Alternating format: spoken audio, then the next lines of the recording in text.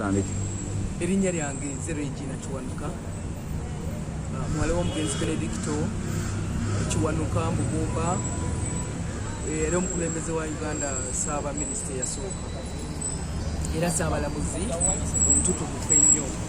Ku lw'enju y'omugenzi Benedicto Kiwanuka mbadde njagala okutegeezaako bannayuganda nti tulinawo emikolo nga 7/5/2022 okujjukira abagenzi Benedicto Kiwanuka ne mukyala we, kubanga tuweze emyaka 10 singa tebaamutwala n'ekifuba. Benedicto Kiwanuka yandibadde aweze emyaka 10 okuva lwe yazaalibwa, ate era mu guno omwaka emyaka 50 okubeera okuva lwe yawambibwa okuva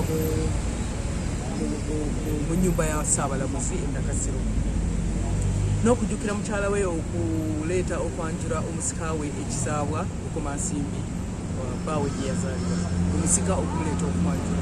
Era ku mikolo gino ab'ennyumba y'omugenzi Ben Kiwanuka twasalawo okukyusa ekifumbikwa kye nga tukijja ku Maurice Kagimu Kiwanuka, tukikwase omuntu omulala, kubanga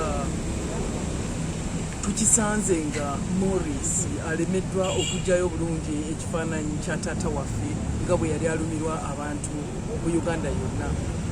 Ebintu bye yakola Benedicto Kiwanuka byali bingi, olw'okubeera omuntu owa bulijjo, olw'okubeera enjigiriza abaana gye balina okuyigirizibwamu n'okututumula ensi yaffe eno mu mazima n'obwenkanya.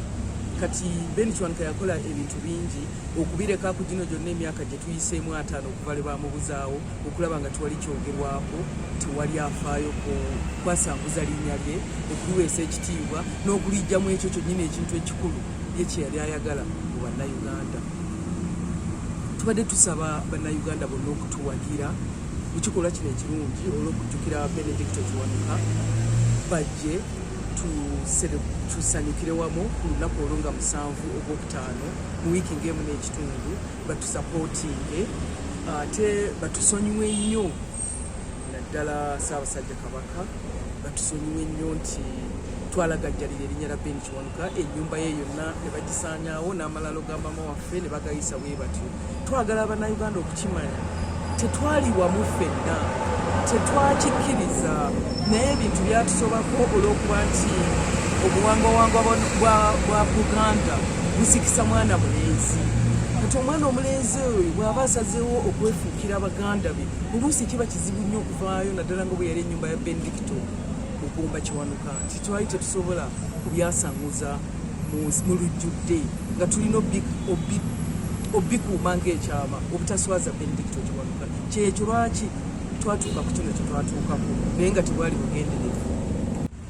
Ekisinza okutuwaliriza okukyusa omusika oyo Maurice Kagimu Kiwanuka alemeddwa okutwala obukulembeze ye yennyini ng'omusika. Era Maurice ansonyiwe nnyo, naye nga bwe tuba nga tugenda kukolerera mu mazima n'obwenkanya, mu butuufu ddala nga Ben Kiwanuka bwe yali ayagala, tabadde mwenkanya, tatulabiridde bulungi ffe ng'abaana b'omugenzi, tatukuŋŋaanyiza, tatulaze pulaani yonna, tatuweewadde, tetumulabako, ate nga tumwagala nnyo, twandagadde okubeera naye buli mwaka ne tukuŋŋaana nga bwe kyandibadde obulombolombo.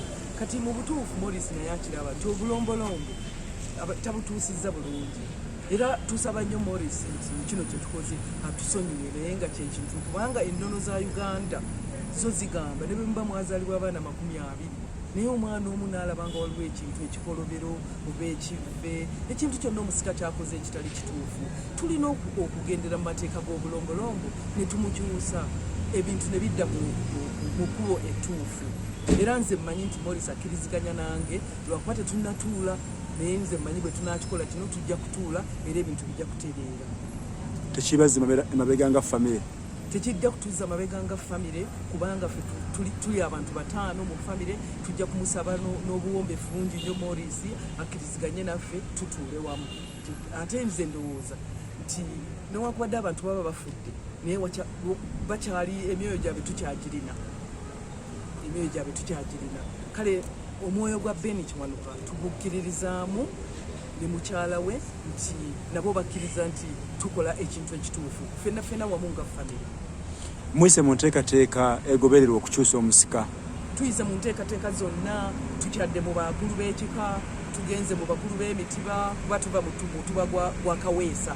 Tuli mu lulyo olulangira, ate bagenda Morris ne batukozesa ensobi ne bamusikisa mu mutima, ebyo byonna twagala tubitereeze, tutuuse wa Ssaabalangira, Katikkiro tumuwandiikidde nga tutegeezaako Ssaabasajja Kabaka atusonyiwe ekyabaawo ku maka ga Benedicto Kiwanuka n'amalaalo kye twagayisaamu, kubanga bagamba omulyamamba ab'omu, ow'olunyiriri, ow'olujja, baganda baffe bonna abatwetoolodde abazaalibwa baganda ba Beni Kiwanuka bonna twatuula. Okuva mu mwezi ogusooka ogw'omwaka guno n'okutuuka kati tukyatuula ng'era ensonga tukyazitumbera okutuuka nga 7 May bwe tunaabaterezezza ensonga zonna. Mwafuna omukisa ne mwogerako ne Morris? Twafuna omukisa ne twogerako ne Morris, naye nga si musanyufu bulungi era naffe tetuli basanyufu bulungi, naye ne munnyonnyola kubanga Morris ye muto wange yanzirako, ne mugamba kati nze ndi mukulu wo, njagala tukole ekituufu, naye n'abeera nga kikkiriza. Naye nalaba nga engeri gye tugenda okukikolamu ewaka wa Beni Kiwanuka, abantu bonna okukimanya, ffenna tetutukiisizza bulungi, naye tulina okugenda mu maaso. Amanya gange nze Regina Maurisia Kiwanuka, muwala w'omugenzi Benedicto Kiwanuka. Enteekateeka egenda kubeera luddawa? Enteekateeka eri Kisaawa, Ekisiita, mu Butenga, Ebukomansimbi, awo kumpi ne Nabajjuzi akaggaako olukayitako ng'okyamirawo ekikaawa. Tusaba abantu bonna mujje, tugenda kuteekateeka omukolo nga munene, kubanga kano ke kakisa kokka ketufunye okujaguza erinnya lya Beni Kiwanuka nga linene wonna mu Uganda, si mu kafo kano, si mu High Court wokka, si mu byabufuzi bwokka, naye wonna ne mu byebika n'ebintu byonna bye yali akiikirira. Ennaku z'omwezi meka? Ennaku z'omwezi nga 7 lujja kuba lwa 6 ogwokutaano 2022 mu wiiki ng'emu n'ekitundu. Bane basuubira okubaawo? Tusuubira abantu bangi ab'ebikonge, aba DP bonna tugenda kubategeeza, kubanga Beni Kiwanuka yali mukulembeze w'ekibiina, ba members of parliament gye bali abakyalumira ennyo Beni Kiwanuka, abantu ab'ebyobufuzi engeri emu oba endala tugenda kubategeeza. Ekereziya Katolika twagitegeezezza, bajja kutusindikira abasosolooti.